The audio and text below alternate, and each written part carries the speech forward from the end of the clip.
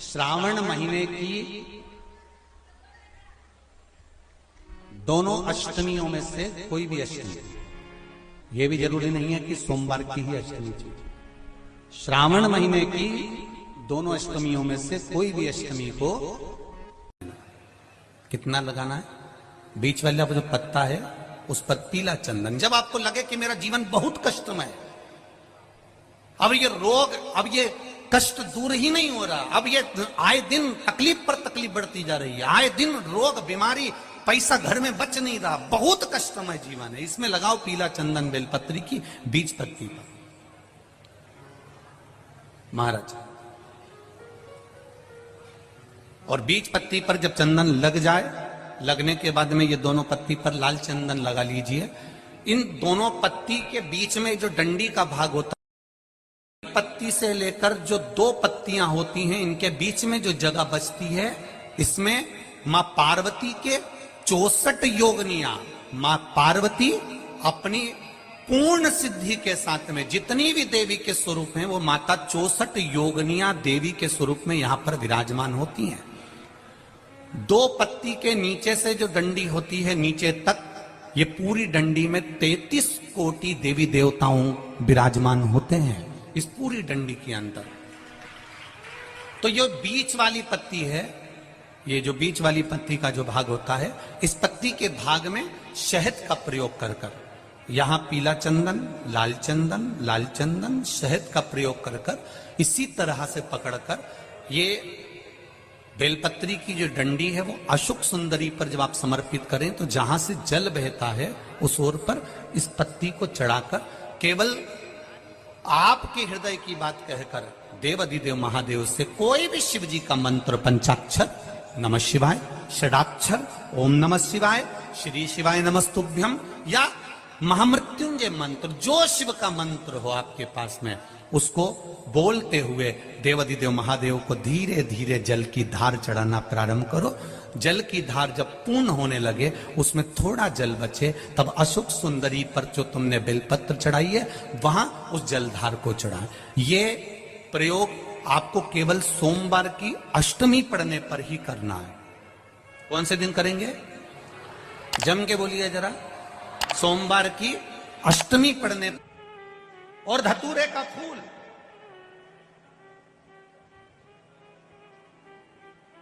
कांटे वाला धतूरा, और उसमें लगने वाला एक पुष्प। आस्था चैनल पर आप लोग देख रहे होंगे धतूरे के फूल का दर्शन।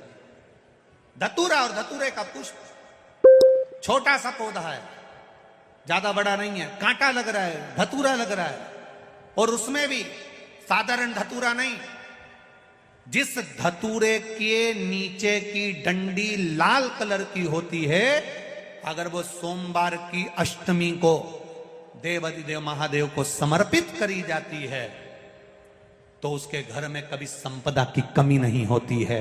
वो धतूरा है, साधारण नहीं है। धतूरे में भी लाल डंडी, जैसे धतूरा गोल होता है, उसके नीचे एक छोटी सी डंडी, देखा है आप लोगों ने? अरे देखी कि नहीं देखी? बोलो, धतूरा देखा है ना? धतूरे के अंदर एक नीचे छोटी सी डंडी होती है, जब तोड़ोगे तो वो डंडी का कलर अगर लाल है, वो डंडी का कलर अगर लाल है, और कभी हम तो कहेंगे जैसे बड़ी बीमारी जिसको हो जाती है, लीवर, किडनी, कैंसर आदि का बड़ी बीमारियों से जो जूझ रहा होता है, प्रयास करो, प्रयास महामृत्युंजय का जाप कर कर, महामृत्युंजय का स्मरण कर कर, एक लाल डंडी का धतूरा प्रयास करना। एक धतूरा मिल जाए या 5 धतूरे मिल जाए, किसी भी एकांतेश्वर महादेव पर, जो शिव मंदिर एकांत में हो, जहां कोई जाता आता नहीं हो। वैसे तो अब बहुत मुश्किल है कि ऐसा मंदिर मिल जाए जहां कोई जाता आता नहीं हो। पहले की बात दूसरी है, अब बात दूसरी है। फिर भी कहीं आप रोड पे से निकल रहे हो, एकांतेश्वर महादेव अगर आपका दिख जाए, बहुत बीमारियों से ग्रसित हो, तो भी महामृत्युंजय जाप का स्मरण कर कर, या किसी विद्वत ब्राह्मण जन से महामृत्युंजय मंत्र का जाप कराकर, या भगवान शिव के मंत्र का जाप स्वयं कर कर, वो भी ना बने तो पंचाक्षर मंत्र नमः शिवाय, षडाक्षर मंत्र ओम नमः शिवाय या श्री शिवाय नमस्तुभ्यम जप कर वो लाल डंडी का धतूरा 5 एकांतेश्वर महादेव को आप समर्पित कर सकते हो। रोग थम जाएगा, जो दवाई खाओगे वो शरीर को लगना प्रारंभ हो जाएगी और आप स्वस्थ होने वाली थी सावन की पहली, और मालूम पड़ा कि वो कथा छत्तीसगढ़ की पवित्र धरा पर है। अर्थात भजन का बल, भक्ति का बल, स्मरण, ये सब खींच कर लाते। चुंबक देखिए आप लोगों ने, वो चुंबक को गंगा में रस्सी बांधकर गोताखोर डालते हैं और उसमें चिपकने वाला जो भी सामान होता है वो चिपक जाता है। लकड़ी नहीं चिपकती, कपड़ा नहीं चिपकता, प्लास्टिक नहीं चिपकता। वो चुंबक में जो चुंबकीय तत्व होते हैं वही चिपकते हैं।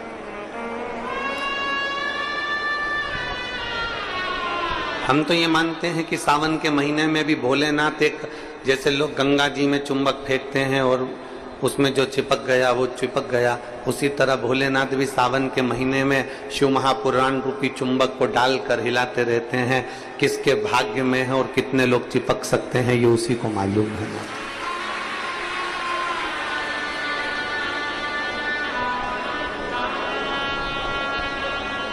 72 साल बाद ऐसा सावन आया है, और उस सावन में अगर भगवान की विरल भक्ति हमारे मुख से हो रही है, भजन हमारे मुख से हो रहा है, कीर्तन हमारे मुख से हो रहा है, तो आप और हम तो सब शिव के चरणों के दास हैं।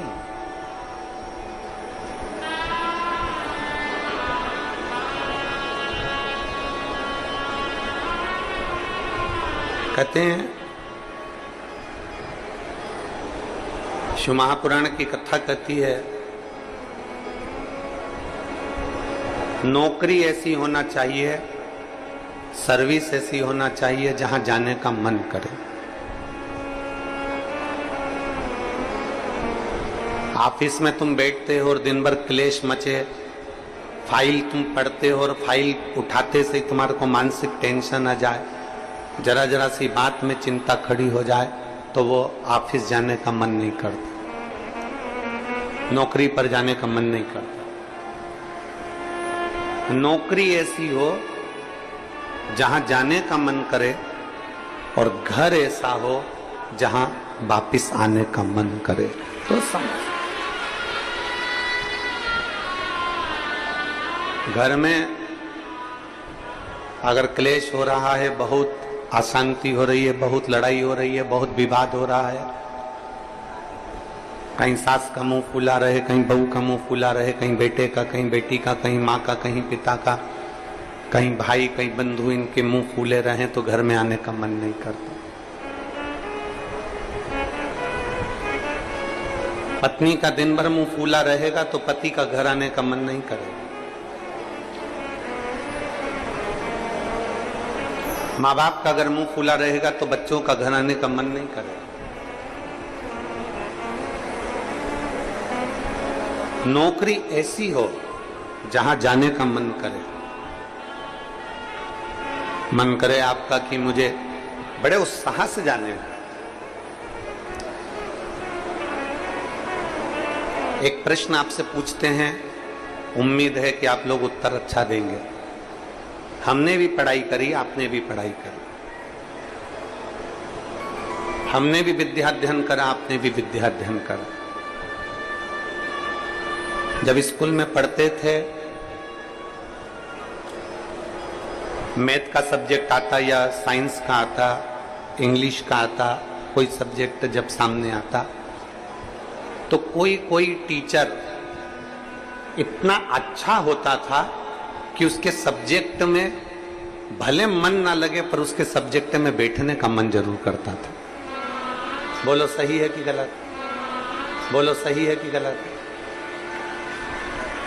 और कोई कोई टीचर ऐसा होता था कि उसके सब्जेक्ट में जाने का मन नहीं करता था।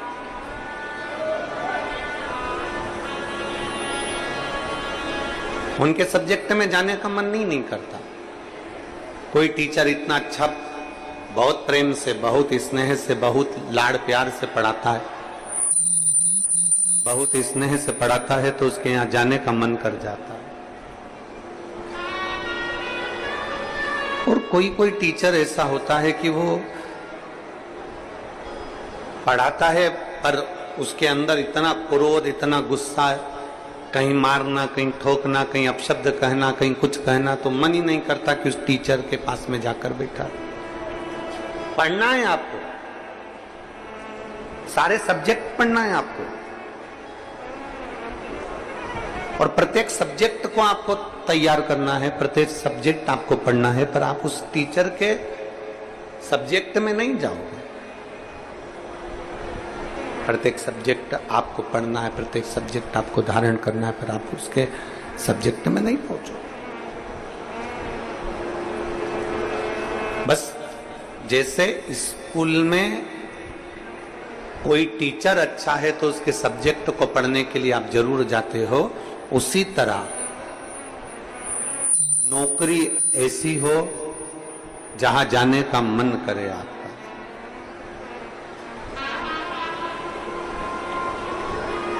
नौकरी ऐसी होना चाहिए जहां तुम्हारा जाने का मन करे, जहां तुम्हारा बार बार मन करे, 5 भी बज जाए ना तो भी मन करे कि थोड़ा आधे घंटे और काम कर लो, 1 घंटे और काम कर लो, 15-20 मिनट और काम कर लो। नौकरी अगर अच्छी है तो तुम्हारा जाने का मन बड़ा करेगा और वहां बैठने का भी मन करेगा।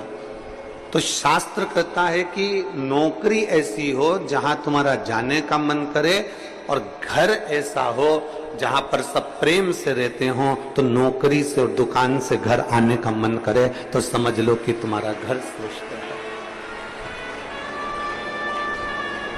तो समझिए कि उसमें तुम्हारी श्रेष्ठता है।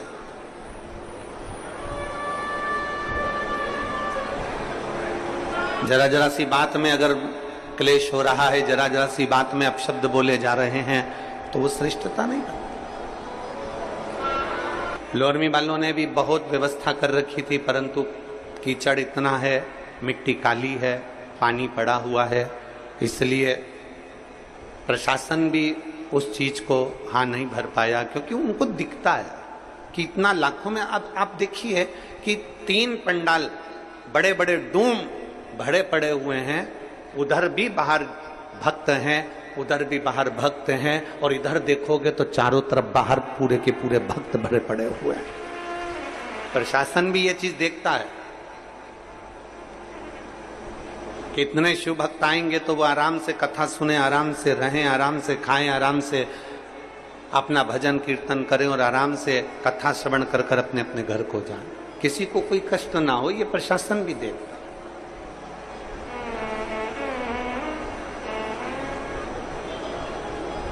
21,600 श्वास में से 21,600 श्वास जो चल रही है, उसमें से जितनी श्वास हम परमात्मा को दे सकते हैं उतना दीजिए। हम जितना भजन कर सकते हैं उतना भजन करें, हम जितना स्मरण कर सकते हैं उतना स्मरण करें।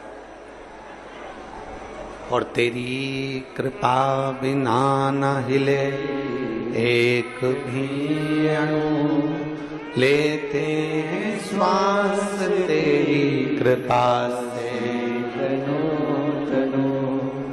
हे गंगाधार मुक्ति द्वार ओंकार तू,